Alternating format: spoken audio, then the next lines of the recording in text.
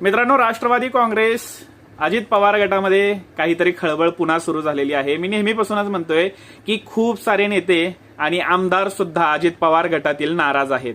आता छगन भुजबळ यांनी स्वतः माध्यमांसमोर येऊन त्यांची खदखद व्यक्त केलेली आहे. त्यांनी म्हटलेलं आहे की मी स्वतः राज्यसभेसाठी इच्छुक होतो. माझ्यासोबत बाबा सिद्दीकी असतील, आनंद परांजपे असतील, हे सुद्धा इच्छुक होते, पण त्यांना उमेदवारी मिळाली नाही किंवा खासदारकी मिळणार नाही हे आता जवळजवळ निश्चित झालेलं आहे. सोबतच छगन भुजबळ असं सुद्धा म्हणाले होते की ते नाशिकच्या जागेसाठी इच्छुक होते, त्यावेळेला सुद्धा त्यांना डावलण्यात आलेलं आहे.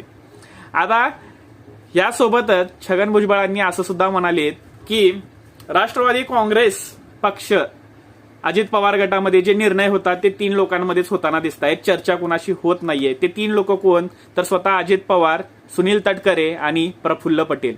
तुम्हाला काय वाटतंय?